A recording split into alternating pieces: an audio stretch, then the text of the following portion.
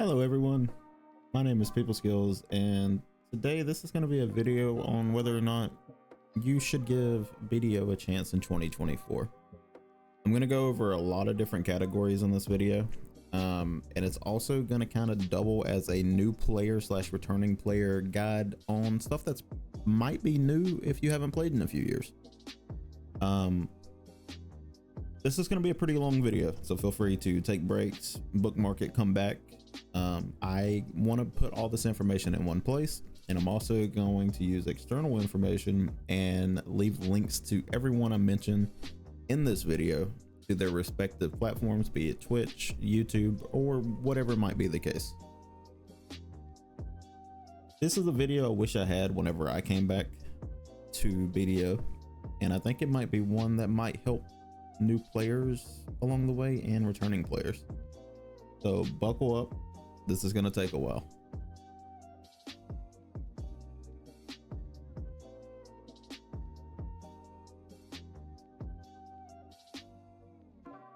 All right, so the first topic is one that many people hear about, and it kind of drives them away from BDO, so I want to tackle it at the start. Is BDO pay to win? The answer is complicated. It is technically yes, but it's also more pay for convenience. Can you buy stuff from the cash shop to get currency in game? Yes, you can.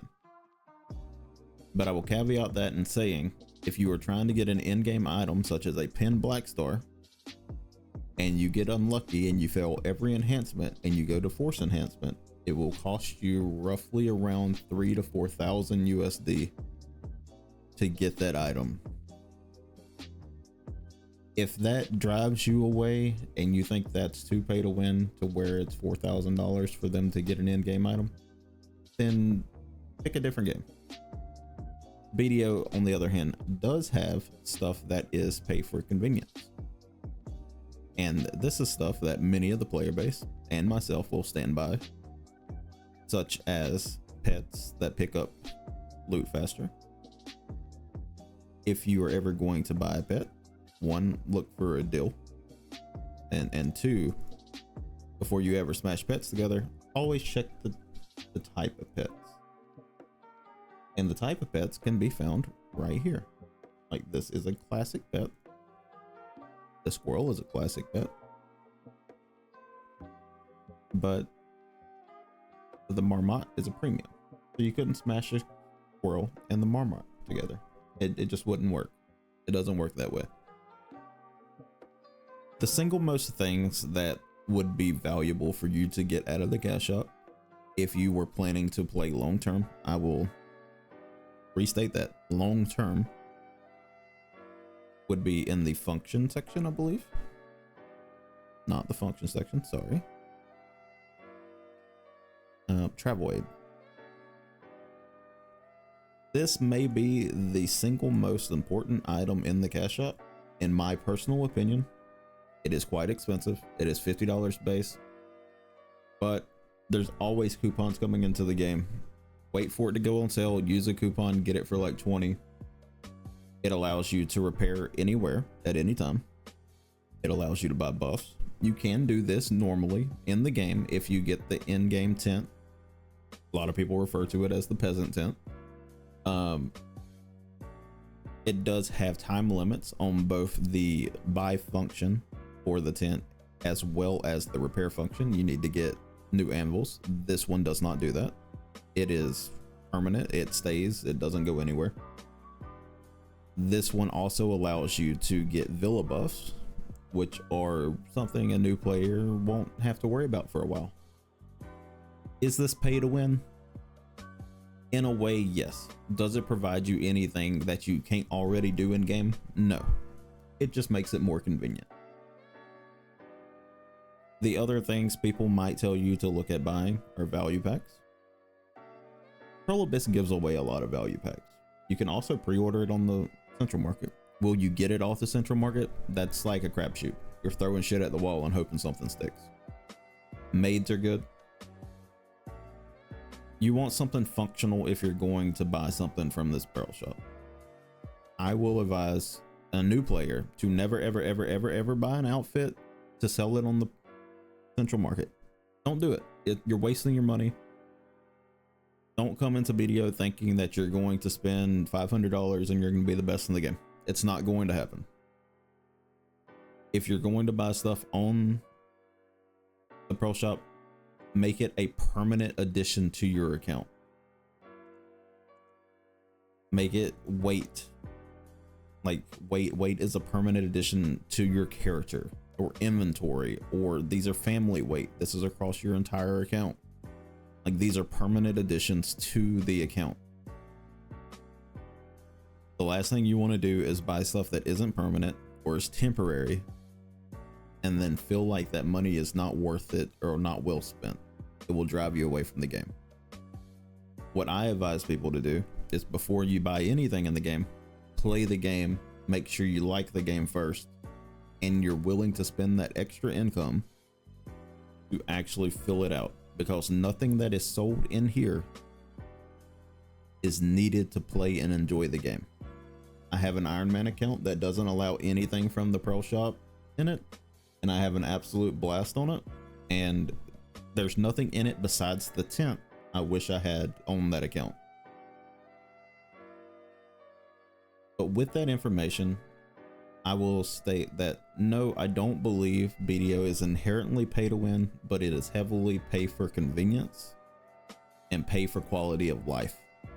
And I don't think there's anything wrong with that with a game that's been going this long and is at this prestige.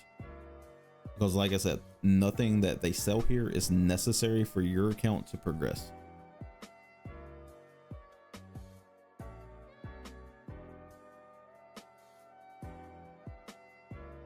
All right, next up we have class selection or character selection.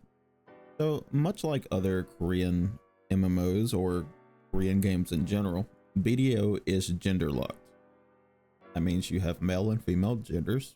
A lot of them are polar opposites of each other or very similar in different ways. I'm just going to kind of click through them. For characters, whenever you pick one in BDO, think of it like this. You're going to be spending a lot of time looking at this character. Pick one you like the look of. Pick one you think looks fun. Pick one that you're actually going to enjoy moving around on. And you might be saying, well, I don't know what I'm going to like. Well, I have a video that I'm going to be posting on the screen in post after I get done, editing this. And there will be a link to that video down below, and it will help you kind of understand what the classes do, and it will help you figure out what you're kind of interested in. Because the one thing I can say about BDO is the more you enjoy a character, the more you like the way it functions, the way it acts, the way the abilities look on the character, the more fun you're gonna have with the game. Don't listen to other people and whenever they tell you, oh, that character sucks, because that might be a character you love to play. I personally am currently playing the Megu, which is an objectively strong character in the game, but all the classes are great. Like the Lon's also great, the Nova's good. Every class is good. I will leave a note here. If you want to play Tamer or Shy, you will end up on a watch list somewhere. If you want to get into life skilling, Shy is probably one of the best options though. It's also the best buffing class in the game, I believe, and like an all-around support character whenever it comes to group content in the end of the game. With that said, look through, pick something you are looking at and you're like, wow, that's cool.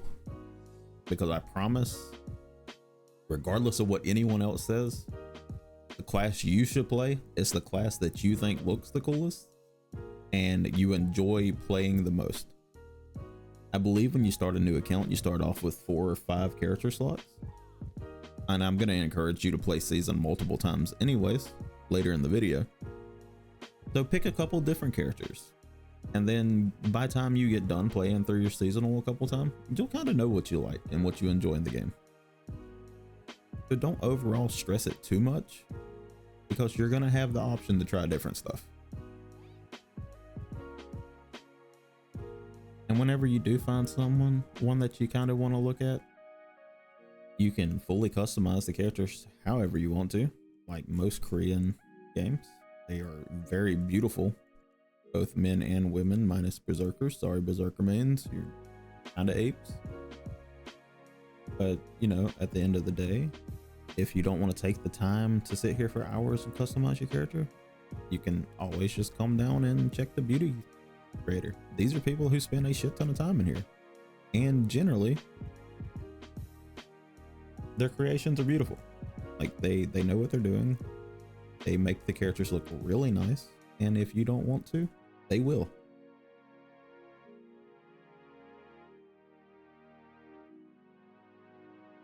All right, next we're going to talk about crystals.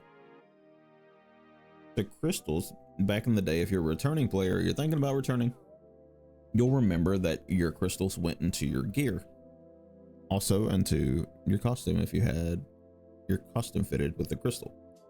Not anymore. So if you're coming back and you're like, where are my crystals, and you're first returning, your crystals are either going to be in Hydel storage, or they will be in your central market storage. They won't be anywhere else. They'll be in one of those two places. Your crystals now go into this transfusion section down here, where you will view the crystals, and you can right click the crystals if they're in your inventory, and you put them in this kind of crystal storage here. You can hold 50 crystals in the base. I believe you can expand it in the loyalty and pearl shops. But now your crystals are applied in this section, and they can be shared throughout your characters. Now, on the grounds of being knowledgeable in crystals, I'm not your person, but BlueSquadron has an amazing guide on crystals for early game, late game, PvP, PvE, as well as life skills, I believe, and that is seen on the screen right now, and it will be linked down below. So if you have any questions about crystals, please go and watch that video. It's a great watch. I have watched it myself for my Iron Man character. It's a little bit harder to get some of the crystals on it, but it's all the information you need to set yourself up and then work towards that ingrained crystal setup. Crystals are important. You need to make sure you do them correctly, and you will thank yourself in the long run, because you'll save yourself billions and billions of silver.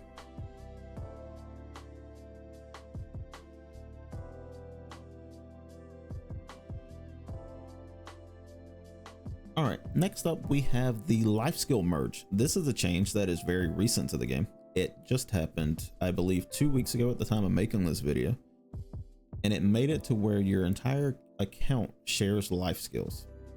So your entire account will have your life skills across the entire account. Every character I have will be Master 11 Gathering. Every character I have will be Guru 4 Cooking. What this does in the high-end thing of the game is allow you to gather on any character. That might not seem like a lot, but previously you might have only gathered on one character if you were from the olden days, and if you're a new player, that means every character you make that has energy, you can go and gather on that character, and it will benefit your overall account. This is fantastic. If you had multiple characters that had Guru Cooking for say, what happened when the merge hit is it added all of the experience together and put it all on your account. You didn't lose anything. You would only have benefited from this happening to your account, and overall it was a fantastic thing to happen for the game. So if you're a life skiller, this is a huge thing. If you were ever interested in life skilling previously, fantastic. And if you're a new player coming to the game, this is a great time to get into life skilling, because it's going to help you. All right, in addition to the family life skill merge, there's a few notable people that I want to promote their content right now. for anyone that is interested in life skilling, these 3 people have helped me. I've watched their content. They've helped me understand things since coming back to the game, and I'm gonna promote them now. One's gonna be BlueSquadron. He's gonna be brought up multiple times in this video. Another one is gonna be Biceptimusprime. He is a super knowledgeable in-game player who is one of the highest life skillers in the game.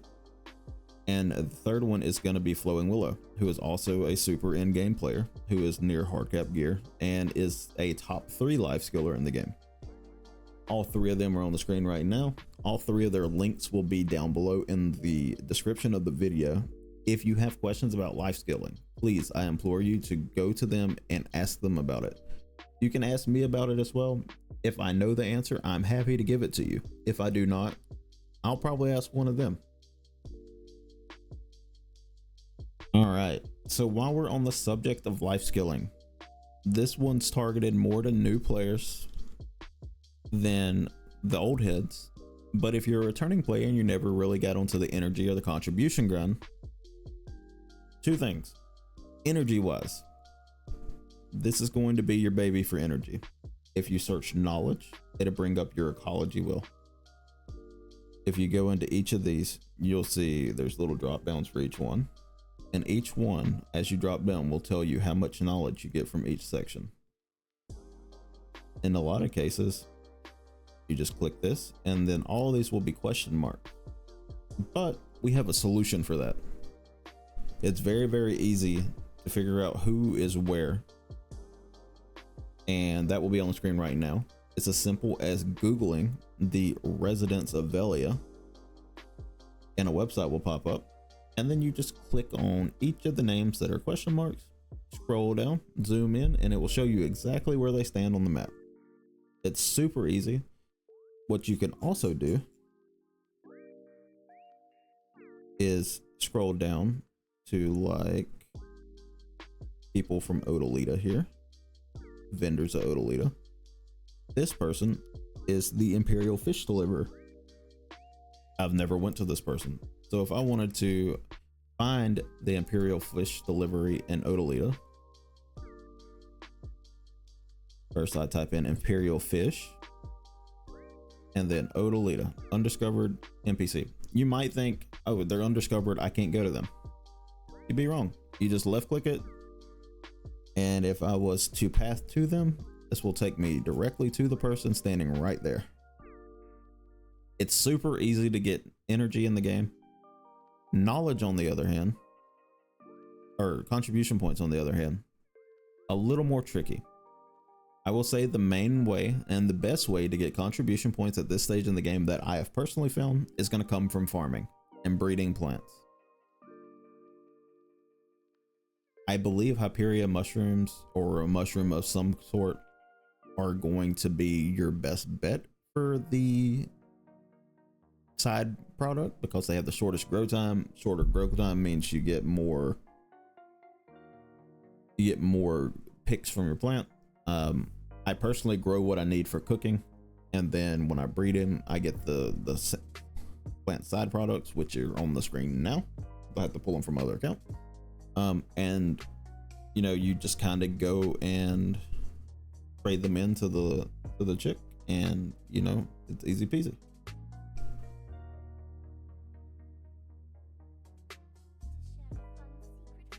All right, so this one's kind of important, and it's aimed at you old school players who are like, I'm not farming that damn infinite potion, either of them. I'm not coming back to just go back to Blood Wolves.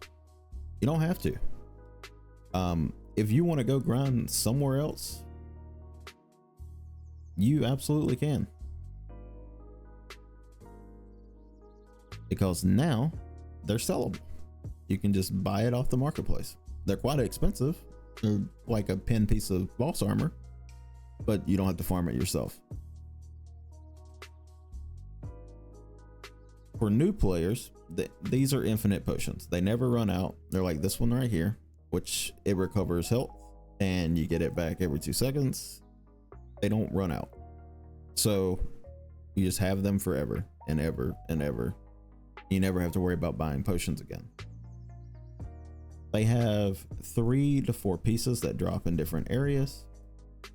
Take Blood Wolves here for example. It drops the Ancient Ash Half Moon Kagnarak, which is a part of the Infinite Health Potion. It also now drops, for you old school players, a pity system where you get 100 of them and then you can turn that into the Half Moon. A Blood Wolf's Oath. On top of that, now in the game, there is a thing called a Tennis Element, which drops in other areas, and you can turn this element into any of the pity pieces for any of the potions, or any of the health potion pieces, or any of the mana potion pieces. So you may hate the places that you have to farm for these pieces, and that's okay, because now you don't have to farm there.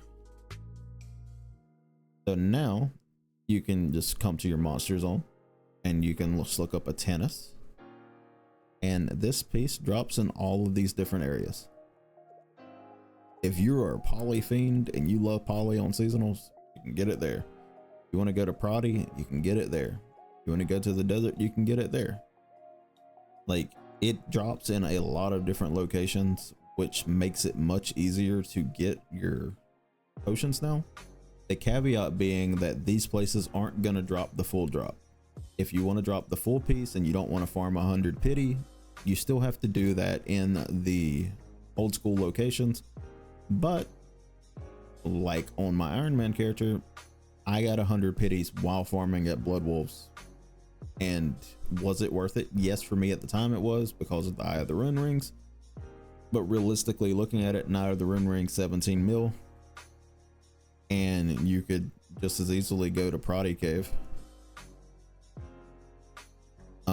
And you can get Tungrad rings there, and they're 129 mil, and you can also get the Tennis Element there. So there are better solutions for the in-game grind that was so horrible before, and really this isn't even in-game anymore. It's a means to an end.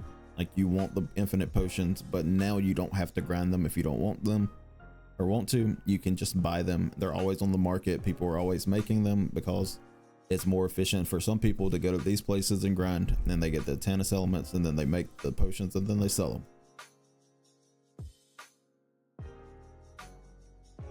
All right, so next we're going to talk about artifacts, and the ones that you're likely going to want to work towards through seasonal, and you know, even after seasonal, are going to be the extra AP against monster artifacts.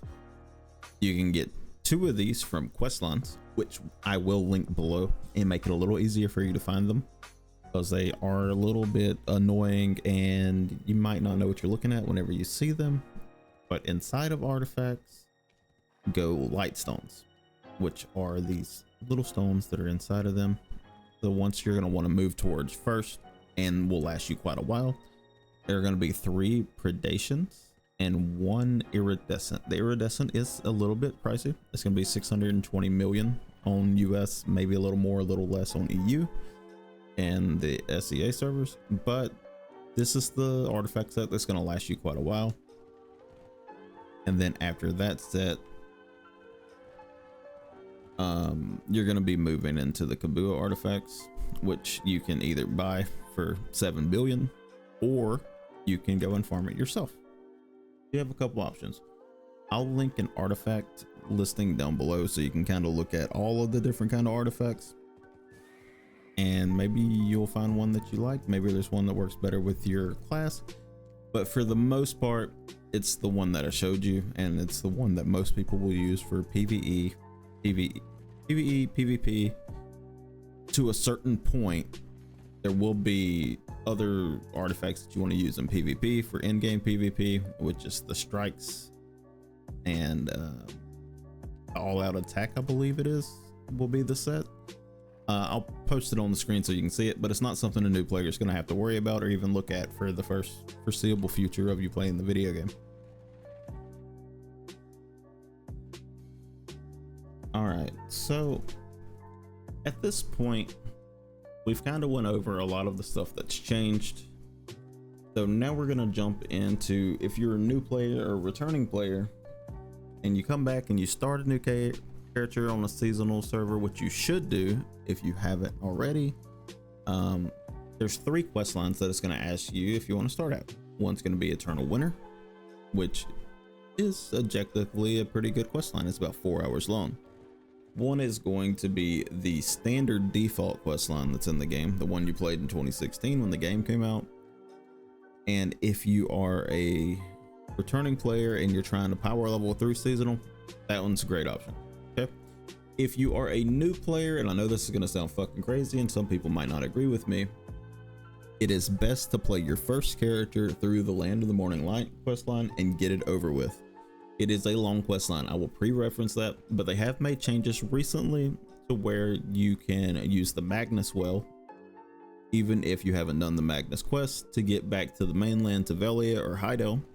So you're not stuck in the Land of the Morning Light continent, but you will be there for a while. The quest line realistically is 6 to 8 hours long, and that is if you're spamming R, it's 6.5 7 hours. If you're paying attention to the story, you're probably more around 8 to 9 hours. It is a visually beautiful place, and I recommend people doing it, but you only have to do it once on your account to unlock it for your account. And what doing Land of the Morning Light does is 2 things. It unlocks the Black Shrine, which is like a PvE solo dungeon, and it also unlocks 2 crystal slots for you. It unlocks these 2 down here. So for you to utilize all of your crystal slots on your character, you will need to do Land of the Morning Light. It unlocks 2 of them. So going ahead and starting with it and getting it over with, pretty beneficial to your overall account, and it benefits your entire account. So I highly recommend getting it done sooner rather than later.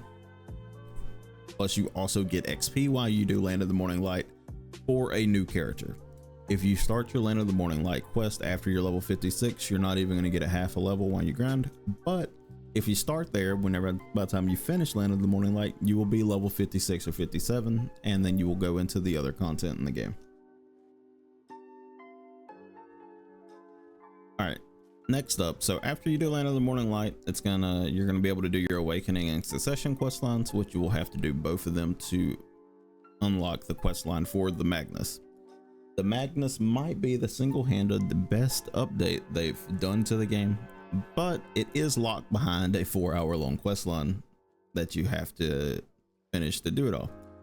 So what the Magnus quest line will allow you to do: 1, it unlocks all of your storages and links them all across the game.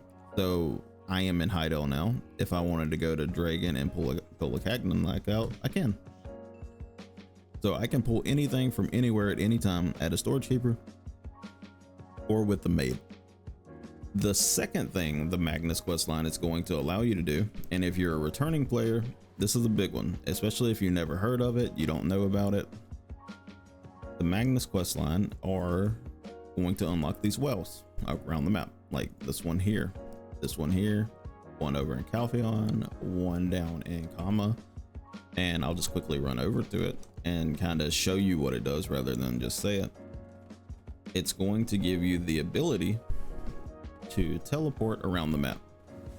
So instead of it taking you, 20 minutes to run from left to right across the map, instead you just run over to this farm,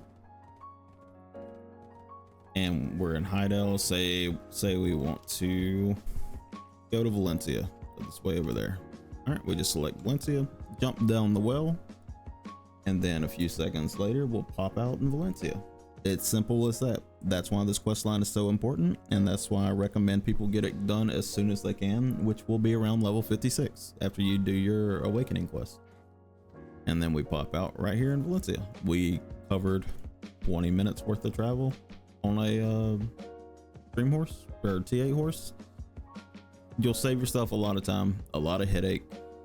You'll be happy that you got it done. So just get it done as soon as you can, and you'll thank yourself in the future for having it done and getting it over with. All right, there's one more quest line that's really notable that I want to talk about, and that's going to be the Ator's Power Stone quest line. If you do not have a Veils and you're looking at a consort and you're looking at the blue one, stop looking at the blue one. Do the Ator's Power Stone quest line. It is a quite long quest line. It only takes about 2 hours. It is around 72 quests, and you get this. It's a rechargeable Power Stone. It's the same effects as a consort with 1 less AP. The life skills consort is much better. You can only get 1. Pick the life skill ones, get the Ator's, and then save for your Veils Heart in the future.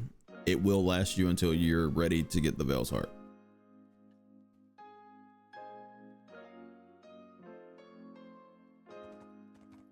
Why seasonal is important? Okay, cool. So seasonal is very important for new players and returning players, in my opinion, because 1, it allows you to learn your class. It allows you to play on the PvP server if that's something you're interested in, and not have to worry about someone that's 300 gear score higher than you rolling up and just slamming you. It lets you kind of practice your combos and stuff, but more importantly, the rewards on seasonal are fantastic. The rewards on seasonal make it 100% worth it. You should hit level 62 to maximize your rewards, at least out of your first character, and then all your characters after that you play through seasonal hit level 60 just for the extra rewards. Take your time on seasonal. Join a guild while you're on seasonal. You should join a guild very early in the game. Guilds have amazing buffs. I'm on my Iron Man account right now, so the guild buffs aren't the best in the world, but even on, you know, this guild that has like 15 people in it, the guild buffs here are pretty substantial, like 5% accuracy, 5 AP, 100 HP, some damage reduction. Like, this is stuff that you're gonna want to have, and there are hundreds of guilds out there who are accepting of new players and want new blood in their guild to help teach them and help them learn. Now, that doesn't mean that they're all going to teach you correct information, but that being said, they have good intentions in heart, and that's what matters. Whenever you think you've gotten to a point in seasonal where you're ready to progress further, I want you to take a second and ask yourself, do I want to do life skilling in the future? Because if you do, take the time while you're on seasonal and go and level your life skill links to at least artisan. When I say life skills, I necessarily mean gathering. Fishing you can do overnight, not a big deal. If you're interested in hunting, do that. Cooking and alchemy, you can do it anytime, but it will level a bit faster on there.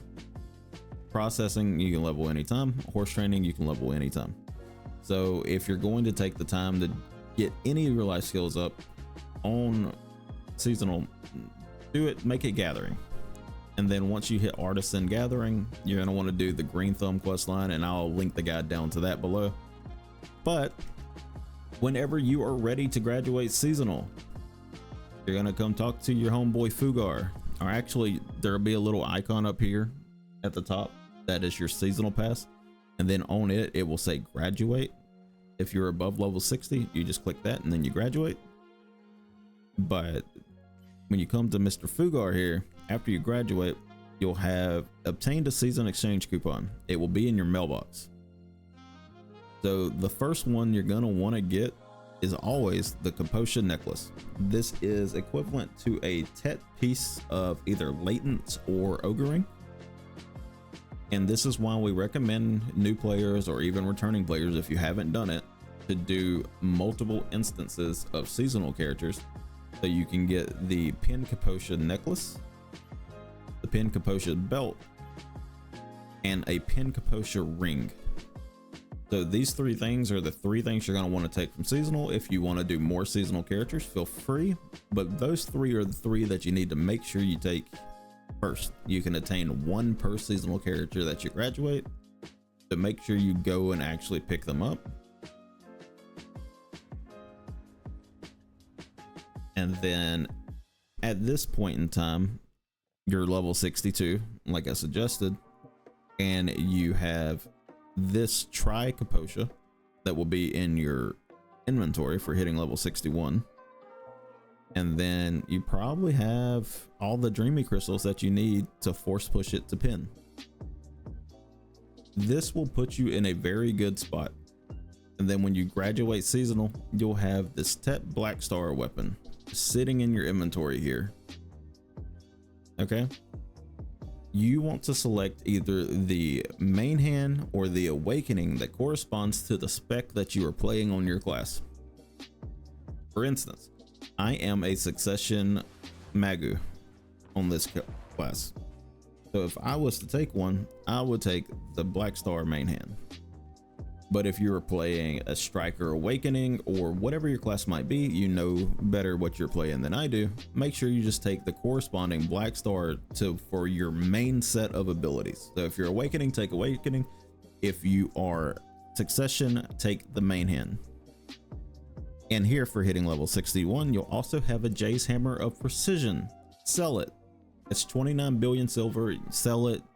Spend the money on your Jatina stuff, which we will be coming up to in a few minutes, and I will teach you how to do stuff with that. It might take it a little bit to sell, but you are better off selling it and using that money to further your character, because you are a very, very, very long way away from ever touching an accessory that is worth you hitting. The only accessories worth hitting will be Deboreka's from Tet to Pin, because it is 29 billion silver a click. And this hammer is worth more than most accessories are at pin. So we're gonna sell that, and you're not gonna use it. At level 61, or actually when you log in for the first time, you'll have a dream horse that you can redeem. You are free to do whatever you want to here. I recommend either the Arterant, which is the Pegasus, or the Doom personally. Those are the two that I enjoy riding. I won't tell people to get the Dyne unless you just really like the desert and like running across it. Then go for it. All right. So next we have the Janna Gear. First, we're gonna go a little bit over the pin gear, and then we'll go over the accessories. And then the next and last section will be the cup stuff. I'm not familiar with any of this content specifically, so I will be linking the guides down below off of the Black Desert Foundry website. They're pretty in depth when it comes to it. Essentially, the gist of it is you come out of season and you can exchange your seasonal gear for Tet gear, and that Tet gear you can take and do a quest line to get the Tet gear, as you see here. One note I will say, if you're playing an evasion based class, pick the evasion based boss gears, please. It will help you in the long run. Don't pick the DR based boss gear if you're an evasion class. Make sure you take the evasion gear. If you're not sure what that is, it will be the Libras and the Muskins, and not the Begs and the Uugans. But from the bit I know about the Jatina stuff is you reform it, and then when you get it to reform level 5, you can turn it into a pin piece of gear. And it's pretty simple to reform. Like each level, as you see here, it tells you what it does. It gives you +1 AP, and you just kind of, you know, go down the list. And I think overall it will end up costing you, if you're a brand new player, minus the pin piece of armor that you get from the Magnus quest line, it'll cost around 40 billion silver to get all your armor and your weapons to pin, minus black stars, because you can't do this to get a black star. You take the free Tet Black Star from walking into the game, and that's what you do with your black star there, and it saves you some silver overall. It's going to be the same thing with the pin accessories, although the pin accessories are a little bit laid out, a little easier to understand. I will say, whenever you are selecting this, always go with the Crescent Guardian ring. The Narcs and the Tungrad rings are not worth doing. Please do not do them. It is a mistake, and it will cost you money to change in the end. The crescent ring is the only option you want to take with this. It even says it here. Crescent ring gives the most AP. I would recommend, as everybody will recommend. Basically, whenever you select what you want to do, it'll give you this, and it'll tell you, you know, this is the items you need to make it pry, duo, try, tet, pin. It's easy peasy. I think it will end up costing you around 14 billion silver per accessory, which is roughly what a pin will cost on the auction house. Maybe a little less, maybe a little more, depending on your server. But it's worth doing. So the total enhancement here from base to pin for EU server is going to be around 12.2 billion. For NA, it's going to cost you around 14 billion. That's for the accessories. So it costs you around 28 billion silver for 2 10 Crescent Guardian rings, which honestly, not that bad. All right, last but not least, we have the cups. So cups is also a thing that I'm new to, and I was reading about it here, and I just want to make sure I mention it in this guide.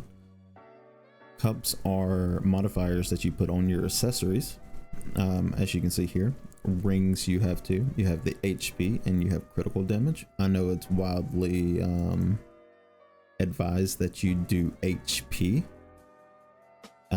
Belt only has AP and damage reduction. I believe you can do both, but if you're a class that's grinding, I believe AP. If you're a class like a berserker, I believe you want the DR. Or if you're a defensive class, maybe Valkyrie, I believe you want the DR. I'm not entirely sure. Please don't roast me if you're watching this video and I get that wrong. I apologize.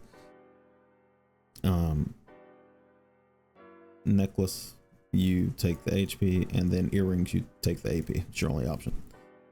This is all farmed in the LV realm, but if you're watching this today, for the next week, whenever this video comes out on the 8th of May, there is a cup event going on, so it's gonna be a lot easier to get cups for the next week. Highly recommend. Typically it is farmed in the Elvia realm, but during this event, I believe the event item is going to be dropping everywhere.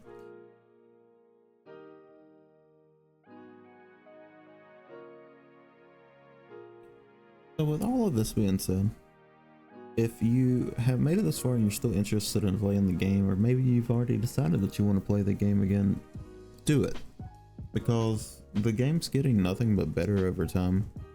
The state that the game is in now is better than any of the 7,500 hours I've played it in the past. I think they're doing a fantastic job of making the game more balanced and adding new content to it in a timely manner, compared to some of the other options in the world of games today. That give yourself a chance to play BDO again, or if this is your first time playing it, give yourself a chance to play it. It's worth it. Even if you play it for a little bit and you decide it's not for you, you won't regret the time that you spend in the game. Alright, so I'm closing this video out. The servers are down right now for maintenance, so I can't really run around in game like I would typically close a video out.